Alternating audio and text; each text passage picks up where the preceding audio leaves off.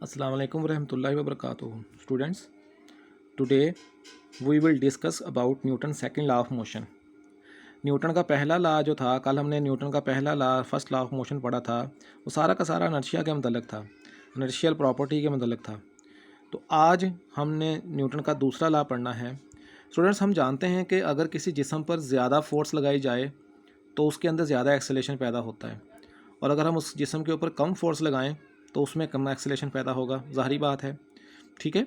अच्छा, इसके बरक्स अगर हम एक जैसी फोर्स दो जिस्मों पे लगाएं और दोनों जिस्मों का मास मुख्तलिफ हो, एक थोड़े मास वाला हो, एक ज़्यादा मास वाला हो, तो फिर इससे जो है वो हम देख सकते हैं कि अगर एक ही जैसी फोर्सेस दो मुख्तलिफ जिस्मों पे लगाएं, फोर्स एक ही हो, ठीक है, दो जिस्म तो ज़्यादा मास वाले जिस्म जो है वो हरकत कम करेगा, यानी उसके अंदर एक्सेलेरेशन कम पैदा होगा, जबकि कम मास वाला जो जिस्म है वो ज़्यादा हरकत करेगा तो उसके अंदर एक्सेलेरेशन ज़्यादा पैदा होगा। यहाँ पर ये मामला उलट हो जाता है, ठीक है। तो इसकी मिसाल में आपको यहाँ पर एक एक्सप्लेनेशन में यहाँ पे बताता हूँ आपको। ये मैंने दो ब्लॉक बनाए हुए हैं। पहला ब्लॉक है ब्लॉक 1 है, दूसरा ब्लॉक 2 है। पहले ब्लॉक का मास है 50 किलोग्राम, दूसरे ब्लॉक का मास है 10 किलोग्राम, ठीक है। अब ऑब्वियसली ये बात तो ज़ाहिरी बात है कि 50 किलोग्राम वाला मास ज़्यादा बड़ा ब्लॉक है, ये छोटा बड़ा ब्लॉक है, तो यहाँ पे आप ज़्यादा फोर्स लगाएंगे तो ज़्यादा एक्सेलेरेशन पैदा होगा, कम फोर्स लगाएंगे कम एक्सेलेरेशन पैदा होगा। लेकिन अगर आप इसके ऊपर दो सेम फोर्सेस लगाएं, सपोज दैट मैंने दोनों पर 100 न्यूटन और 100 न्यूटन की फोर्स लगाई है, तो इससे यही मुराद होगी बेटा कि जो जिस ब्लॉक का मास ज़्यादा होगा, जिस ब्लॉक का मास ज़्यादा होगा उसके अंदर एक्सेलेरेशन कम पैदा होगा, और जिसका ब्लॉक का मास कम होगा उसके अंदर एक्सेलेरेशन ज़्यादा पैदा होगा। क्योंकि जो ज़्यादा मास है जिसका ब्लॉक का, उसको जब आप लोग मूव करवाएंगे एक जैसी फोर्स लगाकर, तो वो ज़्यादा इनर्शिया होने की वजह से ज़्यादा मज़ाहमत करेगा, जिसकी वजह से उसके अंदर एक्सेलेरेशन कम पैदा होगा, ठीक है। ये ऐसे ही है जैसे आप एक बहुत जो है, यानी कि एक बंदा जो है वो साइकिल को धक्का लगा रहा है, और एक बंदा जो है यानी साइकिल को धक्का लगा रहा है और साइकिल जो है वो पैडल मार रहा है, यानी कि मूव कर रहा है, और एक हरकत करती हुई चीज़ को हम दोबारा धक्का लगा रहे हैं, तो उसको धक्का लगाते हुए आपको आसानी महसूस होगी, ठीक है।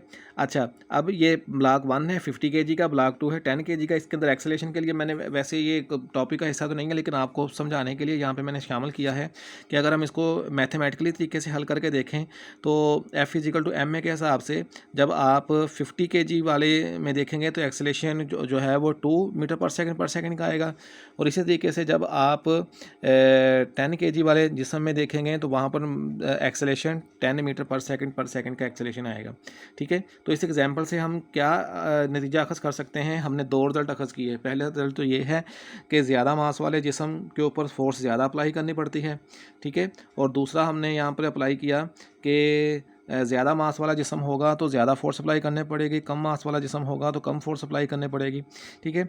लेकिन अगर आप एक ही सेम फोर्सेस दो मुख्तलिफ जिस्मों पे लगाएंगे तो फिर आपको ये पता चलेगा कि मास ज़्यादा होगा तो एक्सेलेरेशन कम पैदा होगा, मास कम होगा तो एक्सेलेरेशन ज़्यादा पैदा होगा।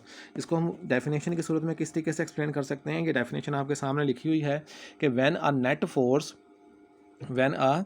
Force acts on a body it produces acceleration in the body. जब आप किसी जिस्म पे फोर्स लगाते हैं तो उस जिस्म में एक्सेलेरेशन पैदा होता है, ठीक है, in the direction of the net force, जो कि फोर्स की सिमत में होता है। The magnitude of this acceleration, इस एक्सेलेरेशन का मैग्नीट्यूड डायरेक्टली प्रोपोर्शनल होता है नेट फोर्स के acting on it and inversely proportional to its mass. यानी कि ये जो एक्सेलेरेशन क्रिएट होता है फोर्स अप्लाई करने से, तो ये एक्सेलेरेशन फोर्स नेट फोर्स के डायरेक्टली प्रोपोर्शनल होता है, और जबकि ऊपर उसके जिस्म के मास के इन्वर्सली प्रोपोर्शनल होता है। इसको हम ड्राइव कैसे करेंगे? तो उसकी डेरिवेशन ये है, हमने अभी पढ़ा कि ये जो एक्सेलेरेशन पैदा होगा फोर्स के अप्लाई करने से, वो फोर्स के डायरेक्टली प्रोपोर्शनल होगा लेकिन उसके मास के इन्वर्सली प्रोपोर्शनल होगा। जब हम इनको दोनों को कंबाइन करेंगे, ठीक है, कम्बिनेशन करेंगे इसको डायरेक्ट एंड इन्वर्स वेरिएशन का, तो उसमें आप लोग देखेंगे इसको कहते होते हैं जॉइंट वेरिएशन। ये आप 10th क्लास में चैप्टर नंबर 3 की एक्सरसाइज नंबर 3.5 में भी जाकर देखेंगे जॉइंट वेरिएशन क्या होता है, ठीक है। इसको हमने इकट्ठा करके लिख लिया, तो acceleration is directly proportional to force and inversely proportional to mass, ठीक है। अब इसको हम जब दोबारा फिर लिखेंगे, F directly proportional and inversely proportional to M A, ठीक है, और यहाँ पे थोड़ी सी कटिंग हो गई है, ये है F directly proportional and inversely proportional to M A, ठीक है। अच्छा, आप इसमें यहाँ पे प्रोपोर्शनैलिटी कांस्टेंट अप्लाई करेंगे तो F बराबर आ जाएगा KMA के।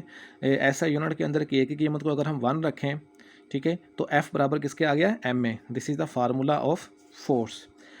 फोर्स यहाँ पे एक वेक्टर क्वांटिटी है, क्योंकि फोर्स यहाँ पे डायरेक्शन रखती है, डायरेक्शन की सिमत होती है, ठीक है। तो यानी कि डायरेक्शन की सूरत में यह फोर्स जो है एक वेक्टर क्वांटिटी है। इसका ऐसा यूनिट न्यूटन होता है, जिसको हम डिफ़ाइन कर सकते हैं। इसकी डेफिनेशन हम इस तरीके से कर सकते हैं, क्योंकि F बराबर होता है MA के।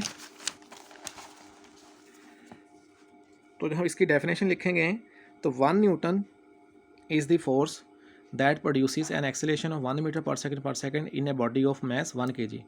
यानी कि 1 न्यूटन वो फोर्स होती है जो 1 किलोग्राम वाले जिस्म में 1 मीटर पर सेकंड का एक्सेलेरेशन पैदा कर दे, ठीक है। तो 1 न्यूटन मैथमेटिकली बराबर होता है 1 kilogram multiply by 1 metre per second और बराबर हो गया 1 किलोग्राम मीटर पर सेकंड। और क्योंकि ये 1 किलोग्राम यह कैसे आया, F is equal to MA।